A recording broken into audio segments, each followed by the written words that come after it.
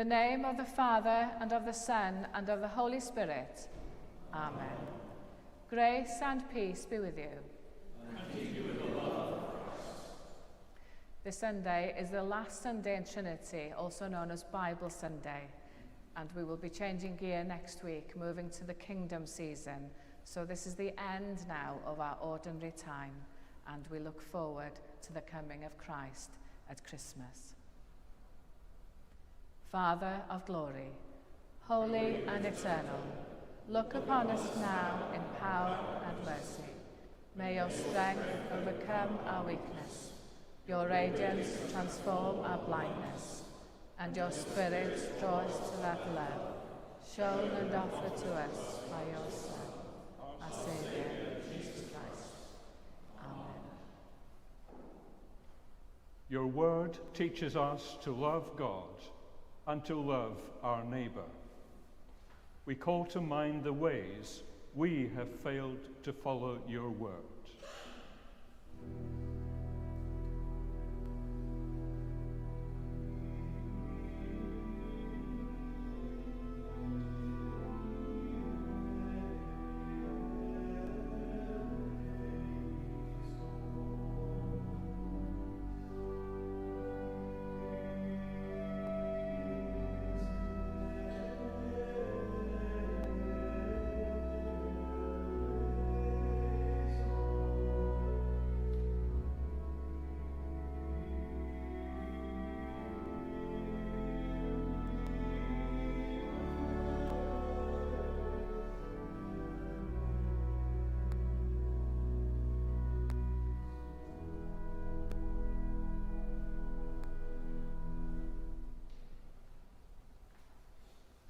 Heavenly Father, we have sinned in thought, word, and deed, and have failed to do what we ought to have done. We are sorry and truly repent. For the sake of your Son, Jesus Christ, who died for us, forgive us all that is past, and lead us in his way, to walk as children of light. Amen. Almighty God, who forgives all who truly repent, have mercy on you and set you free from sin, strengthen you in goodness, and keep you in eternal life. Through Jesus Christ our Lord. Amen. Let us pray. Blessed Lord, who caused all holy scriptures to be written for our learning, help us so to hear them, to read, mark, learn, and inwardly digest them, that through patience and the comfort of your holy word, we may embrace and forever hold fast the hope of everlasting life, which you have given us in our Saviour Jesus Christ, who is alive and reigns with you and the Holy Spirit, one God, now and forever. Amen.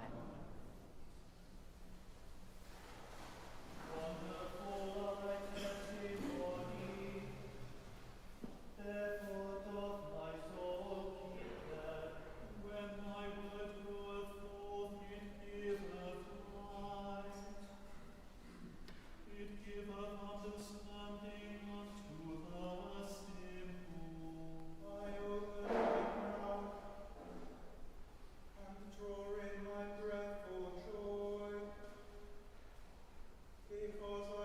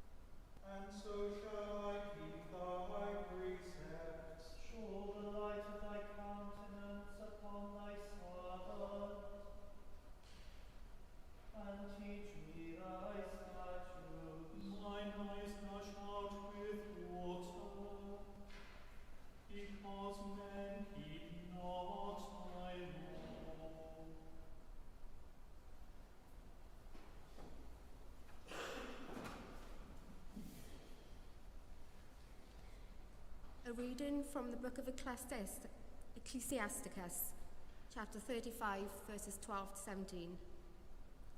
Give to the Most High as he has given to you, and as generously as you can afford. For the Lord is the one who repays, and he will repay you sevenfold. Do not offer him a bribe, for he will not accept it, and do not rely on a dishonest sacrifice. For the Lord is the judge, and with him there is no partiality. He will not show partiality to the poor, but he will listen to the prayer of one who is wronged. He will not ignore the supplication of the orphan or the widow when she pours out her complaint. Hear what the Spirit is saying to the church. Thanks be to God.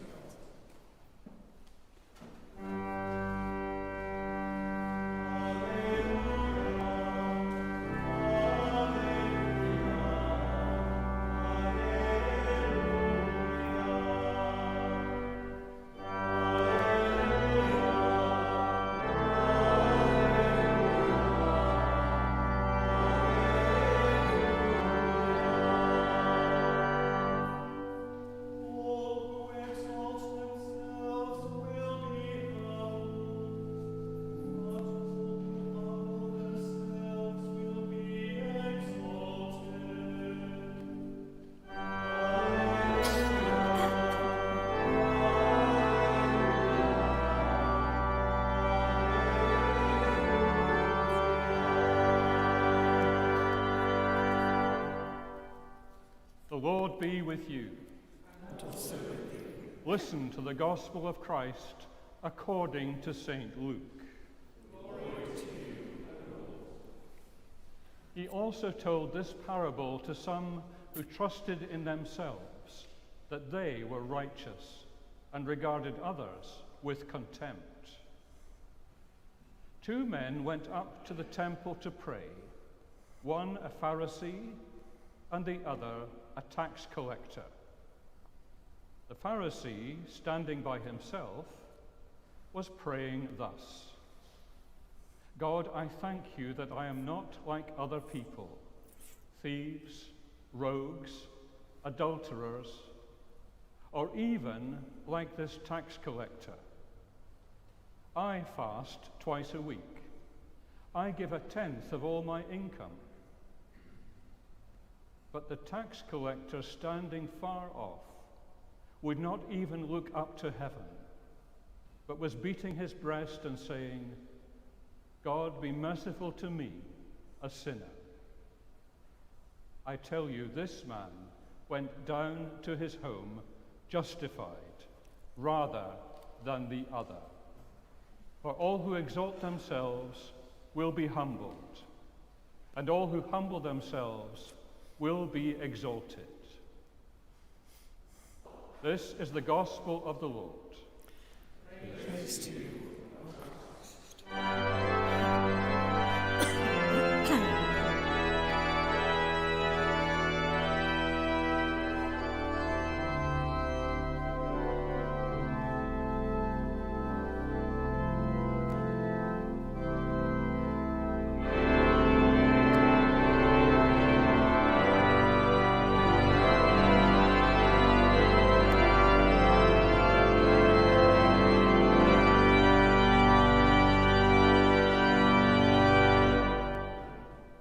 In the name of the Father, and of the Son, and of the Holy Spirit. Amen.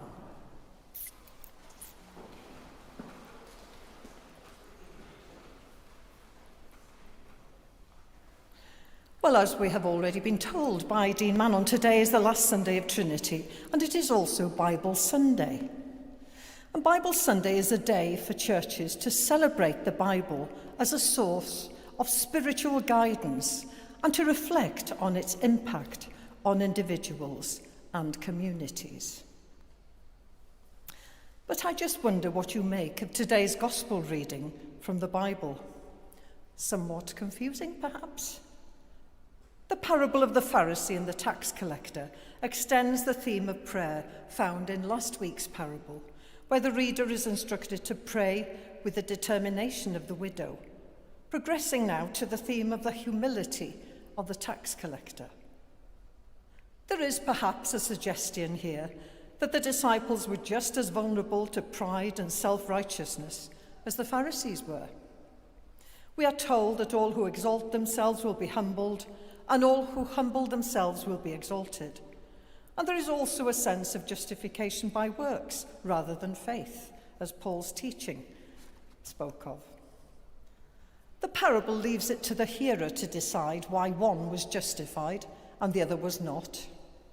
We are expected to recognize the Pharisee as a devout person here, and the tax collector as a stereotypical sinner. However, Luke has already educated the reader, quoting Jesus' words in chapter 5, verse 32, when he said, "I have come to call not the righteous, but sinners to repentance." Now, many people over the centuries have worried about this poor Pharisee, wondering whether his lack of humility or his confidence in his own virtue have excluded him from God's grace. Here, again, the parable leaves it to the reader to consider the contrast between the two. But we should guard against the danger of oversimplifying this parable and thinking of the Pharisee as a bad person and the tax collector as a good person. If we look at the flip side, the Pharisee did everything that he thought was necessary to obey God's commands. Indeed, there is a great deal in the life of the Pharisee that was commendable, and there are many people who still live in that way. When I was a child, I used to go to church and Sunday school every Sunday without fail. When I became a young woman, even when I married 53 years ago, I got into the habit of only attending church on high days and holy days, though sometimes, out of guilt, I would go on other Sundays too. After attending, I felt a sense of self-righteousness, as if I had done God a favour and was a better person again. How very wrong I was. If only I had known then what I am learning and developing to know now, that it is by the grace of God that we come into God's presence, and that it is He who has chosen us, and not the other way round. When I started my ministry as a minor canon here at the cathedral 20 years ago, I encountered people from many different walks of life. Some of them were homeless or addicted to various substances. But despite their situation, some of these people had a deep sense of God's majesty, even though they didn't attend church services on any basis. I felt humbled by some of those people, and they taught me something about life and about grace. The point here, of course, is that going to church on a regular basis, following the rituals and patterns, does not necessarily make us righteous in the eyes of God. God looks at what is on our hearts. Do we have empathy towards others? Do we see something of Christ in all those whom we meet? If we truly believe that we have all been created in the image of God, this has serious implications for the way we treat our fellow human beings, whatever their condition in life. In unpacking this passage, the theologian Jane Williams uses the illustration of heroes and heroines getting things wrong, and she refers to Elizabeth Bennet in Jane Austen's masterpiece, Pride and Prejudice. Elizabeth appears to initially dislike Mr. Darcy, assuming him to consider himself better than other people. And yet, Elizabeth prides herself as having a better understanding of human nature. Hence, no doubt, the title, Pride and Prejudice. Both Elizabeth and Darcy learn lessons, and we are drawn to both characters, perhaps because we recognise that we too are less than perfect.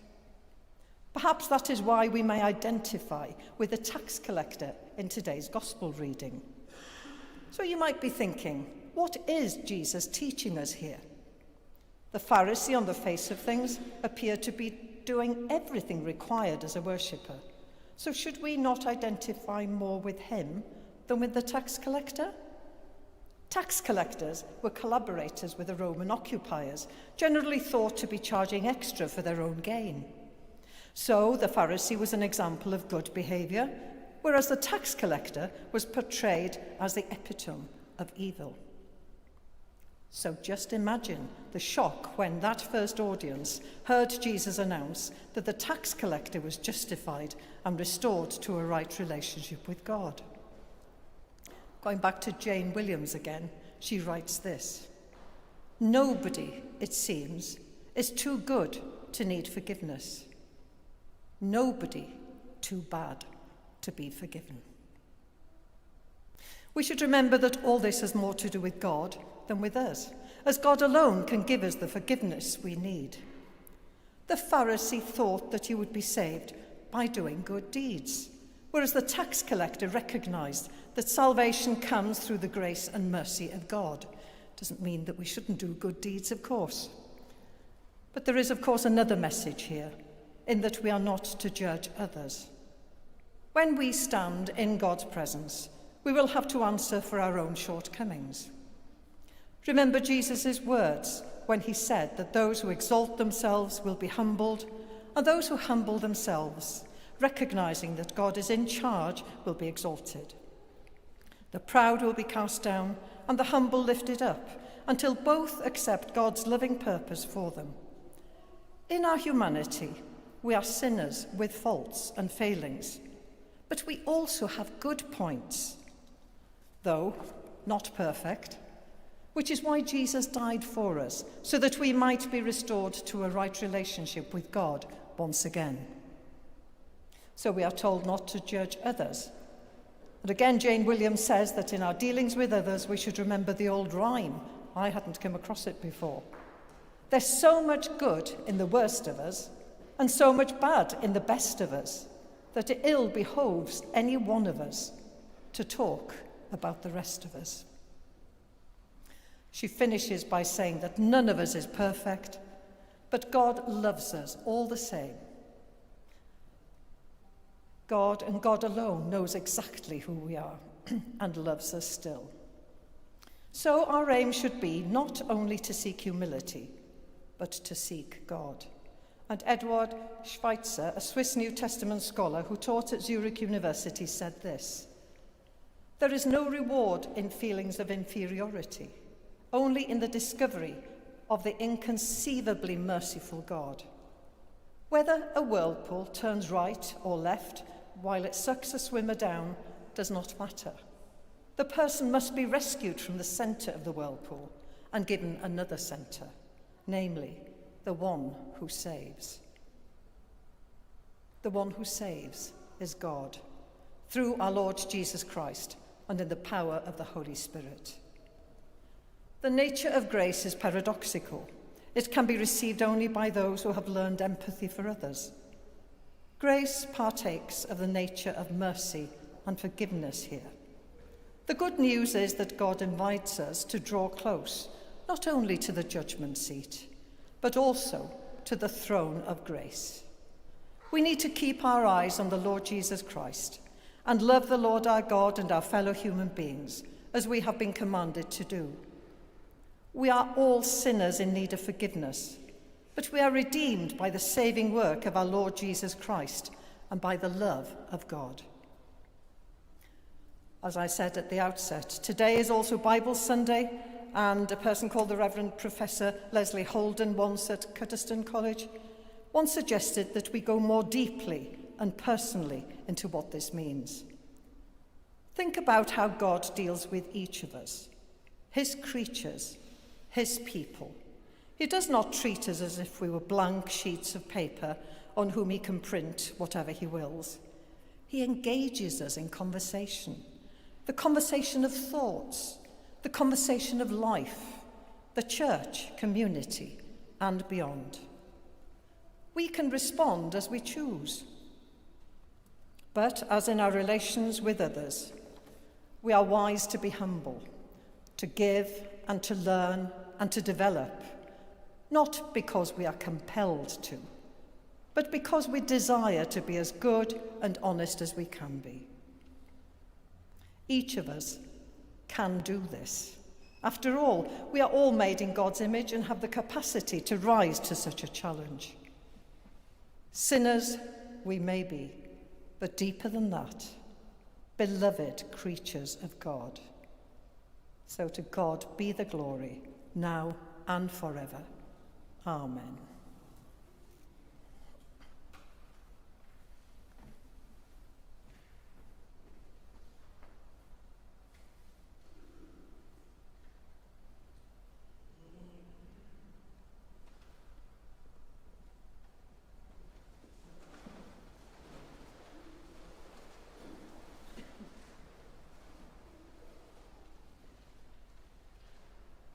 Together, let us affirm our faith. We believe in one God, the Father, the Almighty, maker of heaven and earth, of all that is seen and unseen. We believe in one Lord Jesus Christ, the only Son of God, eternally begotten of the Father, God from God, light from light, true God from true God, begotten, not made, of one being with the Father. Through him all things were made. For us and for our salvation, he came down from heaven. By the power of the Holy Spirit, he became incarnate from the Virgin Mary and was made man. For our sake, he was crucified under Pontius Pilate. He suffered death and was buried. On the third day, he rose again, in accordance with the Scriptures. He ascended into heaven and is seated at the right hand of the Father. He will come again in glory to judge the living and the dead, and his kingdom will have no end. We believe in the Holy Spirit, the Lord, the giver of life, who proceeds from the Father and the Son, who with the Father and the Son is worshipped and glorified, who has spoken through the prophets. We believe in one holy, Catholic and Apostolic Church. We acknowledge one baptism for the forgiveness of sins. We look for the resurrection of the dead and the life of the world to come. Amen. And so we pray for ourselves, for our world, and we thank God for his goodness. Let us pray.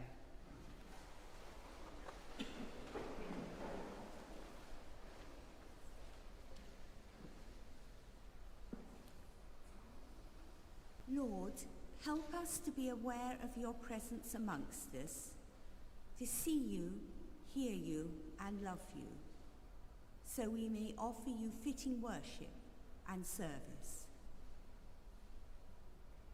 Lord, you call us to live as your people, to walk at each day by your side, to show your love in our attitudes and actions towards others.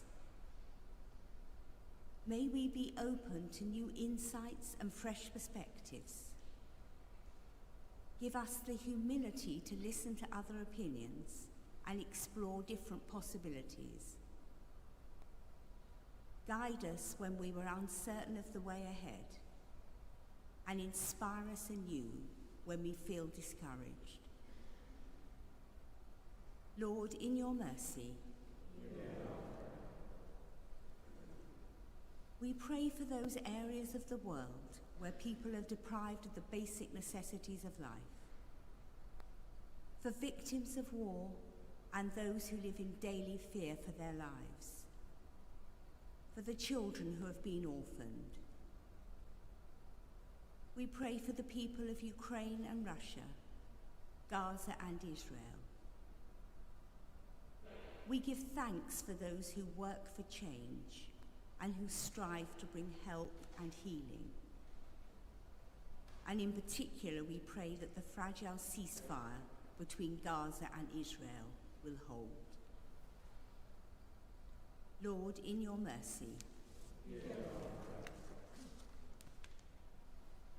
we pray for our community, for those worried about money or without a job, those who spend day after day alone, or who feel rejected by society and feel their lives to be empty without meaning, those fearful of the future, those who have no home or security. Lord, in your mercy. Lord, we bring before you all in any kind of need, and their families and friends. We pray for those who are sick or in pain, those waiting to go into hospital, or for the results of tests, for those coming to terms with long-term illness or disability, for those disturbed in mind, for the bereaved. In particular today, we pray for Joel, Melanie, Tor, John, Beth, James, Ray, Nick, Ruth, Rhiann. Lord, in your mercy, we pray for all those who have died, remembering in particular Dean Emeritus Alan Hawkins, and any others known to us, and also for Lisa Murray, Alfred Coles, Sue Thompson, whose years mind fall at this time. Rest eternal grant unto them, O Lord.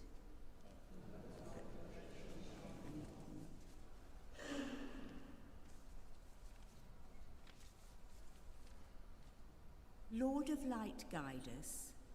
Lord of love, enfold us. Lord of power, protect us. Lord of grace, go with us. Merciful Father, accept these prayers for the sake of your Son, our Saviour, Jesus Christ.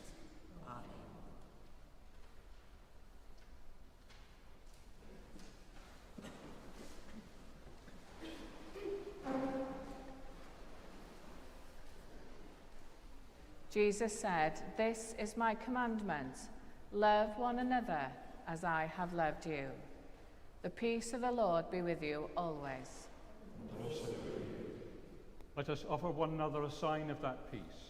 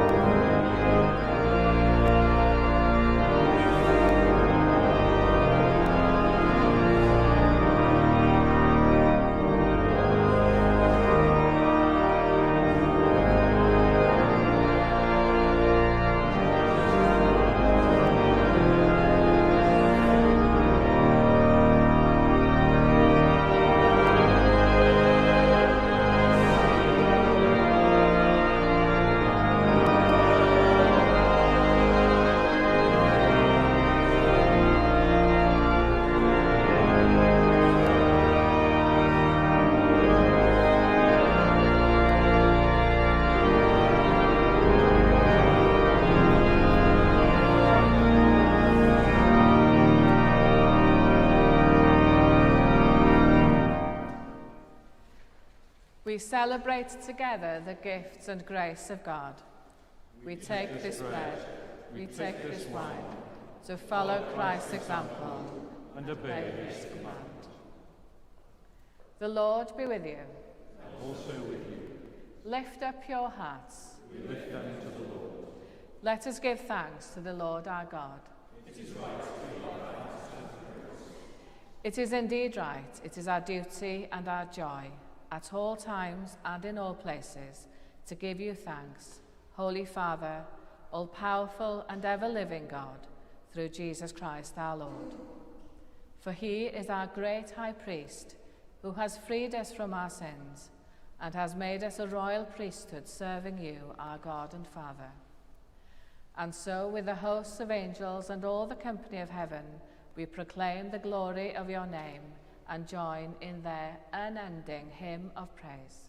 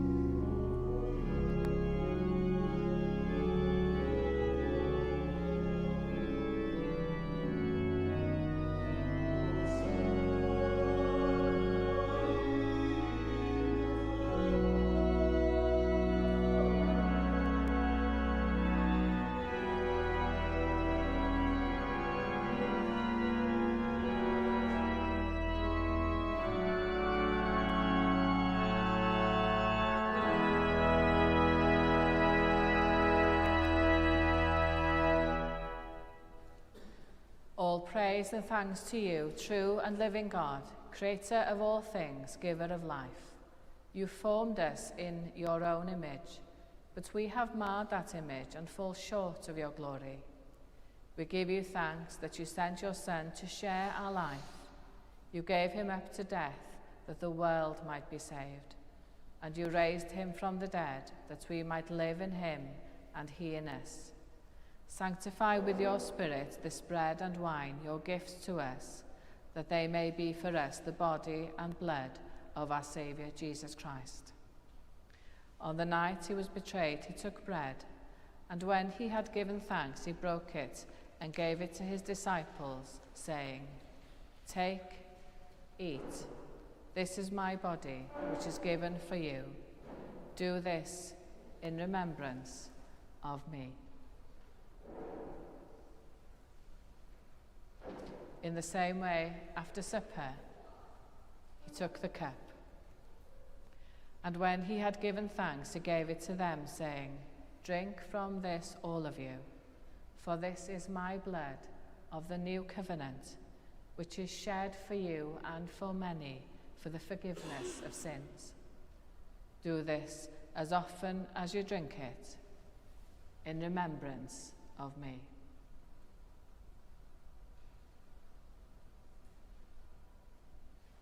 Let us proclaim the mystery of faith.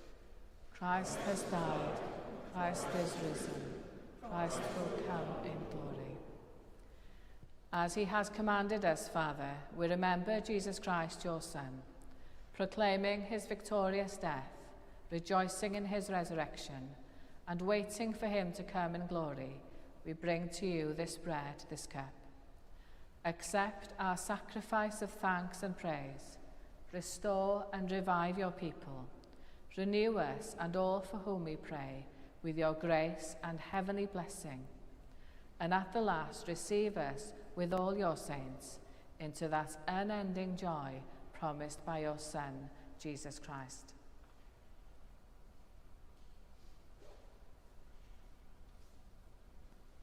Through him, with him, in the unity of the Holy Spirit, all honour and glory are yours, Almighty Father, forever and ever. Amen.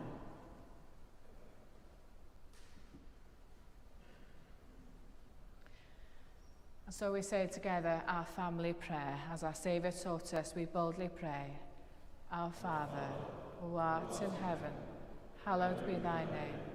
Thy kingdom come, thy will be done, on earth as it is in heaven. Give us this day our daily bread, and forgive us our trespasses, as we forgive those who trespass against us.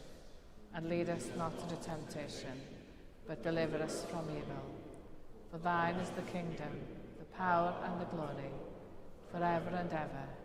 Amen.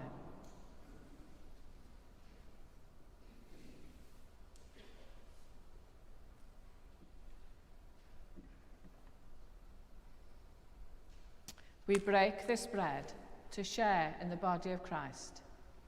Though we are many, we are one body, for we all share in one bread.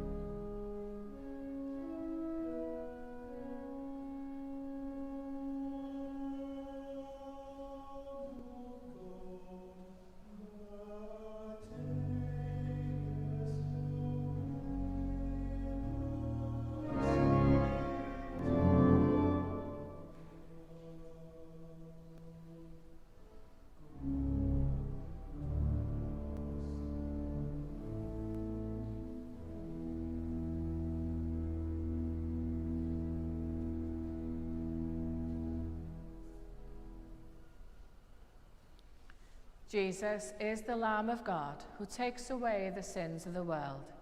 Happy are those who are called to his supper. Lord, I'm not worthy to receive you, but only say the word, and I shall be healed.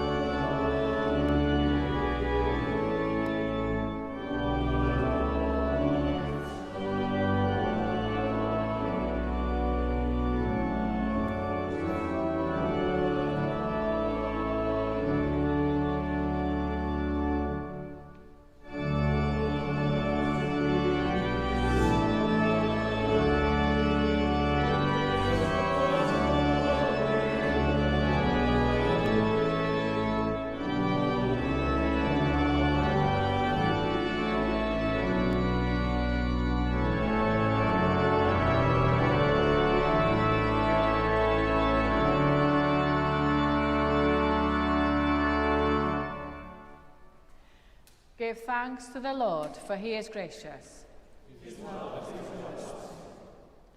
Gracious God, your Son, Jesus Christ, fed the hungry with the bread of his life and the word of his kingdom. Renew your people with your heavenly grace, and in all our weakness, sustain us by your true and living bread, who is alive and reigns now and forever. Amen. The Lord be with you. May Christ, our living word, inspire in us a joyful obedience to his teaching and example, and the blessing of God Almighty, the Father, the Son, and the Holy Spirit be among you and remain with you always. Amen. Go in peace to love and serve the Lord. In the name of